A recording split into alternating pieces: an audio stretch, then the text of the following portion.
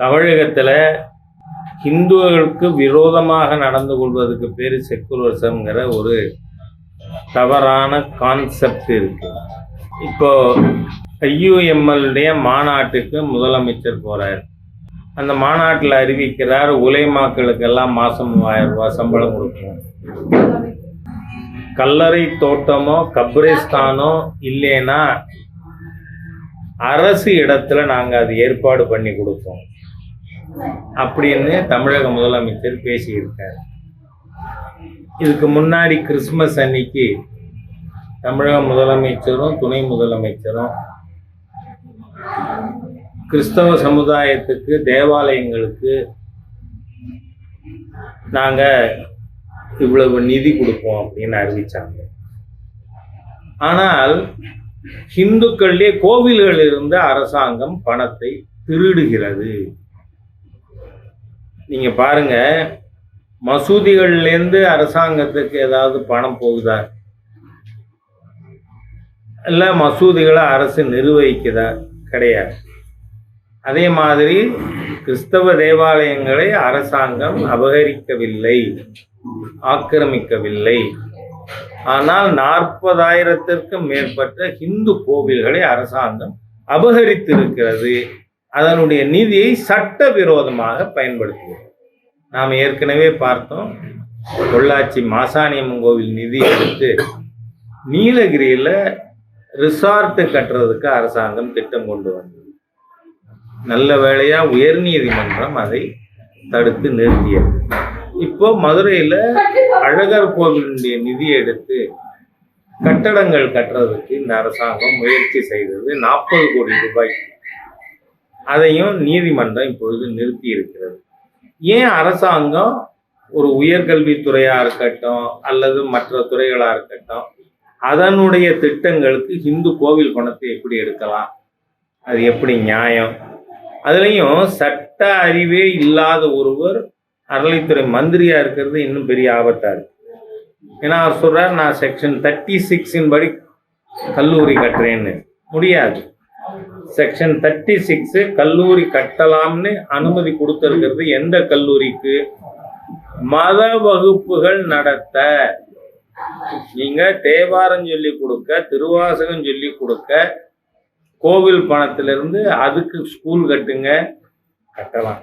ஆனா இன்னி வரை ஒரு ஸ்கூலாவது அப்படி கட்டியிருக்காங்க? ஆன்மீகத்துக்காக இந்து மக்கள் கோவில்ல நிதி செலுத்துறது எதுக்காக? அரசாங்கம் மதசார்பற்றதா இருக்கலாம், ஆனால் அறநிலையத்துறை சமயம் சார்ந்தது. அதுக்கு பேரே இந்து சமய அறநிலையத்துறை. நீ இந்து மதத்தினுடைய முன்னேற்றத்திற்கு அல்லாமல் இந்து கோவில் நிதியை எந்த பர்பஸுக்கும், அது ஹையர் எஜுகேஷன் மினிஸ்டர் பார்த்துக்க வேண்டிய வேலை. நீ அதுக்கு கோவில் பணத்தை எடுத்தா கோவில் பணத்தை திருடுறதா அர்த்தம். நீங்க பாருங்க, இந்த அரசாங்கம் தொடர்ந்து கோவில் பணத்தை திருடுதுங்கிறதுக்கு நான் இன்னொரு உதாரணம் சொல்றேன். பழனியில முத்தமிழ் கடவுள் முருகன் மாநாடு நடத்தினாங்க. எதுலேருந்து நடத்தினாங்க? சேகர் பாபுவோட தோப்பனார் பணமா இல்லை முதலமைச்சரோட தகப்பனார் பணமா? கோவில் பணம்.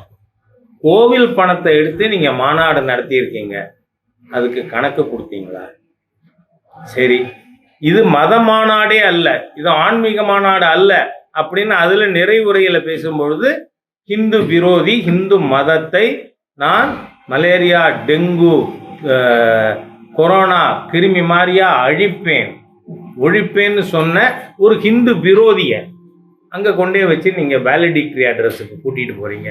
இதெல்லாம் தமிழக அரசு ஹிந்து விரோத தீய அரசு. ஏன்னா நாம பொன்முடிங்கிற நபரை இங்க பார்த்தோம். பொன்முடி என்ன சொல்றாரு?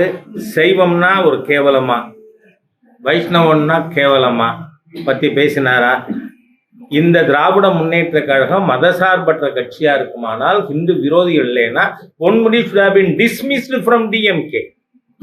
அதே மாதிரியே இங்க நான் இப்ப கன்னியாகுமரி ஜில்லாவில் குலசேகரத்தில் இருக்கேன்.